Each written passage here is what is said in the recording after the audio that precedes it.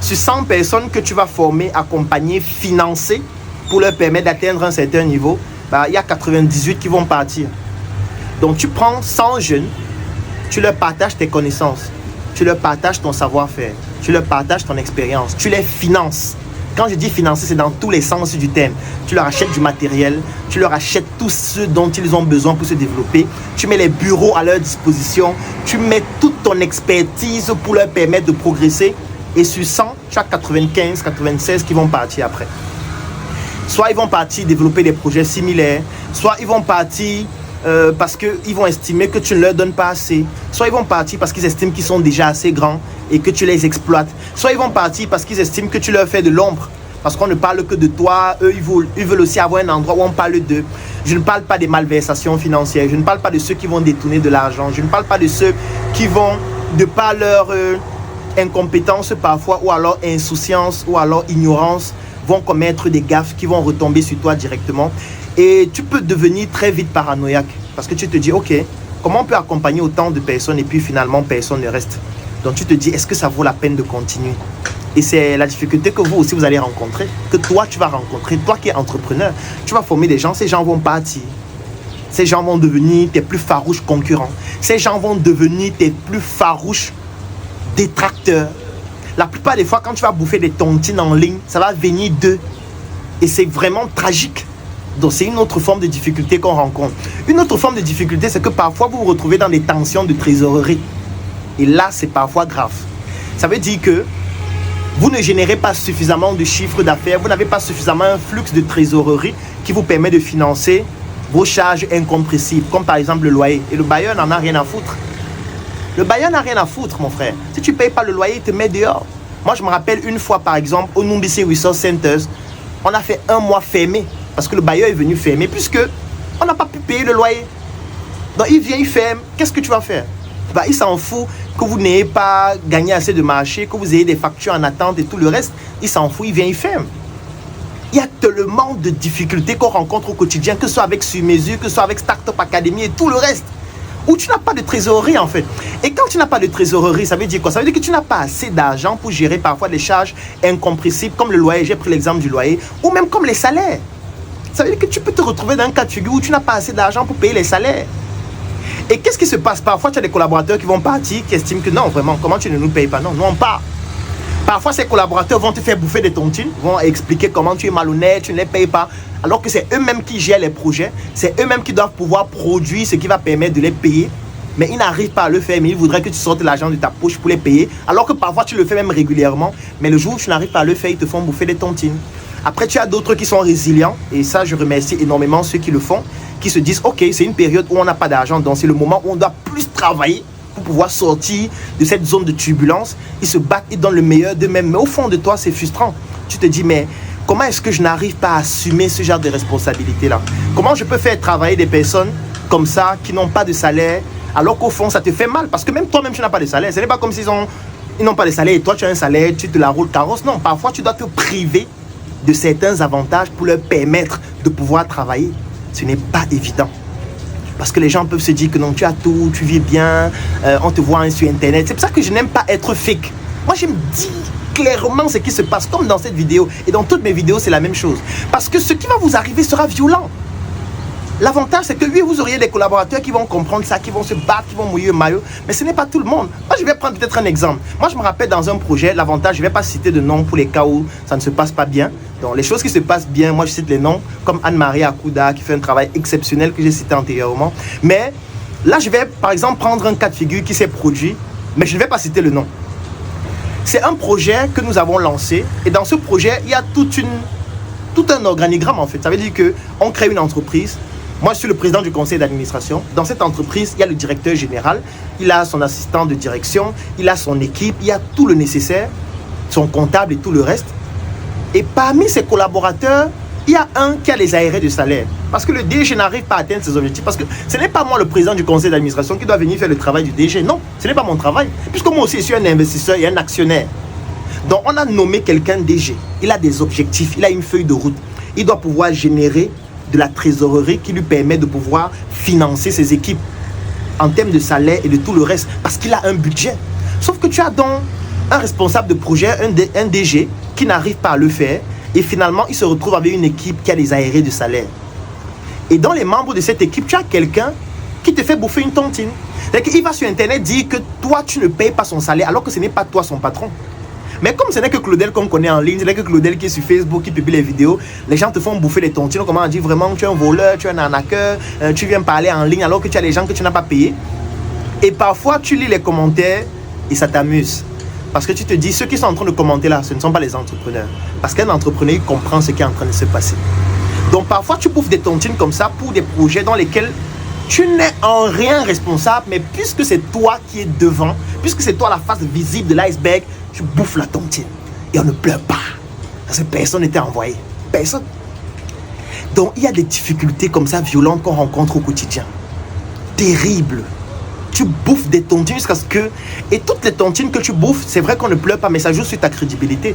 Il n'y a que vraiment les puristes qui vont comprendre ce que tu vis et qui pourront se dire non, ce qu'on est en train de dire là, moi je suis en interne, je sais ce qui se passe. Ou alors même si je ne suis pas en interne, je suis un entrepreneur, je peux comprendre ce qui se passe.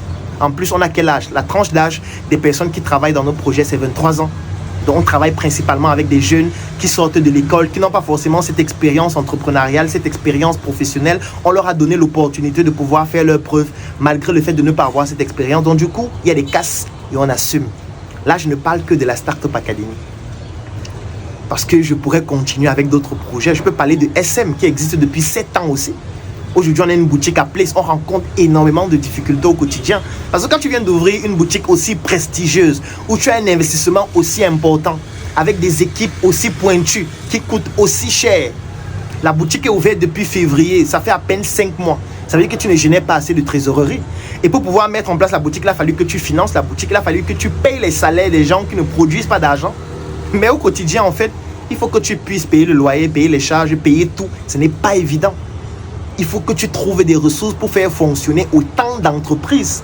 Parce que moi, aujourd'hui, je suis responsable de combien d'entreprises? Au moins 10. J'ai cité Startup Academy. Startup Academy, c'est plusieurs entités. Parce qu'il y a Startup Academy de Yaoundé qui est une entité à part, indépendante. De Douala qui est à part, indépendante. De Tchang qui est à part, indépendante. De Côte d'Ivoire qui est à part, indépendante. On a les représentations qui sont à part et indépendantes. Il y a Sur-Mesure qui est à part et indépendant. Il y a le CENIC, le Claudel Numbisi International Consulting qui est à part et indépendant. Il y a le NSC, le Numbisi Resource Center, qui est à la Nouvelle Route Bastos, avec son siège, avec ses départements qui est à part et indépendant. Mais il y a mes livres, il y a tellement de projets. Je ne parle pas de Startup Group qui a ses filiales, qui est à part et indépendant, dont je suis aussi le président du conseil d'administration. Je ne parle pas des projets dans lesquels je suis un intervenant ou je suis un consultant. Je ne parle pas des clients. Je ne parle pas des fournisseurs. Je ne parle pas de la tontine structurelle africaine qui a lancé le projet Njoka que vous connaissez et le projet Smart City. Je ne parle pas de Unibrain. Je ne parle pas... Je suis en train de citer des projets, vous voyez, je ne parle pas de médecin 2.0, je ne parle pas de la vitrine. En fait, on a tellement de projets comme ça qu'on a mis en place et d'autres qui sont en train de venir, qui ont des équipes, qui ont des professionnels, qui ont un organigramme qui gère. Mais quand un truc ne fonctionne pas en aval, on revient en amont et ça tombe sur toi. Ça fait que tu n'as pas de vie en fait. Tu n'as pas de vie, ni familiale, ni personnelle.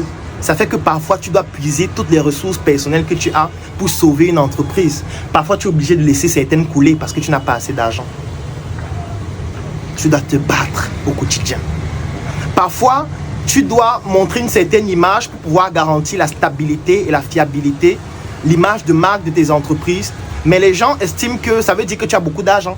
Et quand tu leur dois de l'argent, par exemple, ils estiment que tu es malhonnête. Que comment tu me dois de l'argent depuis, tu ne me rembourses pas alors que vous avez des voitures neuves. Voilà le genre de réflexion que les gens ont. C'est-à-dire que quelqu'un, par exemple, t'a fourni un service. Tu as avancé de l'argent. Ou alors il t'a livré un produit, c'est un de tes fournisseurs. Tu as avancé de l'argent.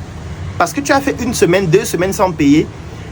Bah, il vient, il t'accule, il te dit, mais Claudel, depuis là, tu ne m'as pas payé. Pourquoi? Vous avez les voitures neuves, vous avez des bureaux luxueux, vous avez ceci, vous avez cela. Pourquoi tu ne me payes pas? Mais en fait, il voit le problème micro, il ne comprend pas que le problème est macro. Parce que lui, il vient se plaindre d'une chose alpha.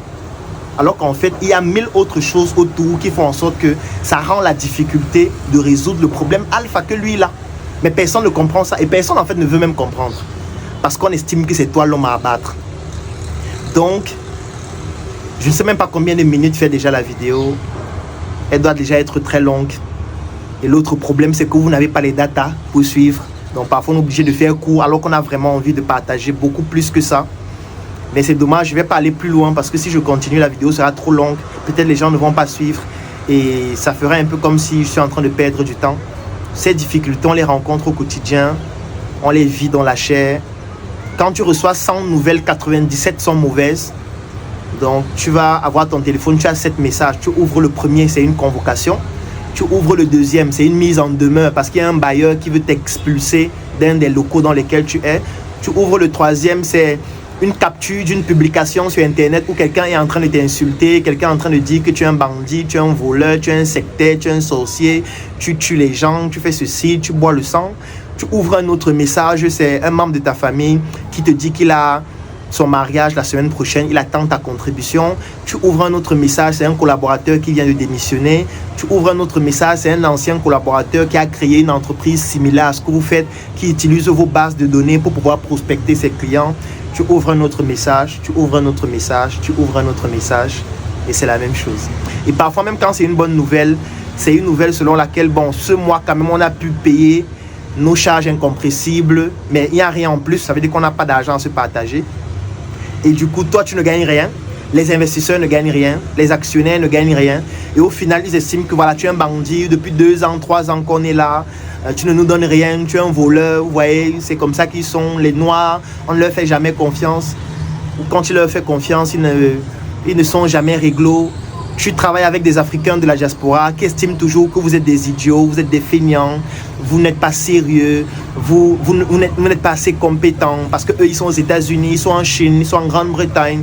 Donc eux, voilà, ils ont plus la connaissance de la science, de l'entrepreneuriat. Et puis vous qui êtes restés en Afrique avec qui ils travaillent, voilà, vous êtes tous des bandits, tous des voleurs. Il y a une condescendance incroyable qu'ils ont vis-à-vis du travail que vous faites. Et parfois, tu as envie de leur rappeler que, mes frères, vous avez fui l'Afrique, hein? N'oubliez pas, vous avez fui l'Afrique. Nous, on a décidé de rester ici. Donc, ce qu'on fait là, c'est dans l'environnement où vous avez fui. Ça vous a dépassé, vous avez fui. Il ne faut pas oublier ça. Laissons ceux qui sont nés là-bas. Parlons de vous qui avez fui. Certains par pirogue, d'autres par avion avec les dernières économies d'une tontine où ils ont volé l'argent pour fuir. D'autres, leurs parents se sont battus pour dire que fuis, pardon. Tu n'as pas d'avenir ici. Parfois, ils oublient ça.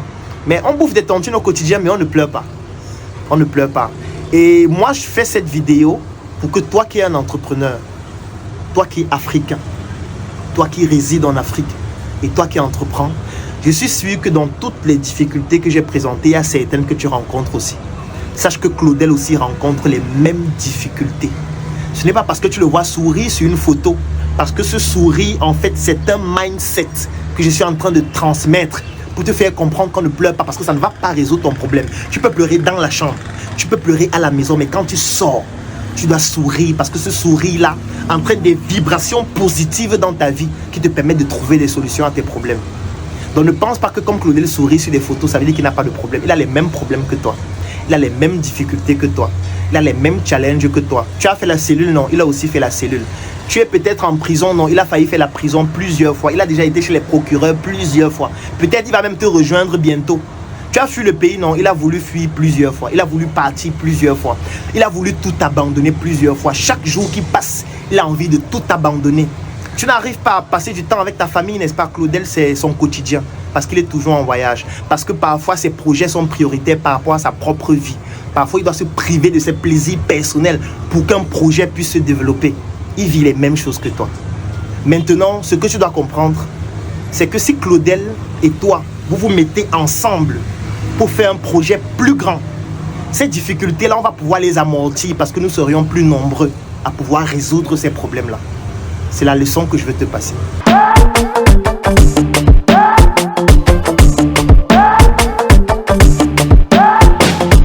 Le parfum n'a pas d'effet qu'une bonne odeur. C'est grâce à lui qu'on dégage cette vigueur. La chaussure accompagne la carrure des vraies carrières. Normal, c'est la marque des leaders. Distinction, différenciation, élégance, prestance, aisance, délicatesse, atticisme, c'est du sur mesure. Les aveugles me regardent parce que tout le linge a été fait sur mesure. Par mesure de précaution, j'ai pris la mesure de me saper en sur mesure. Maman yo yo, je suis sapé, je suis flingué, parce que c'est du sur mesure.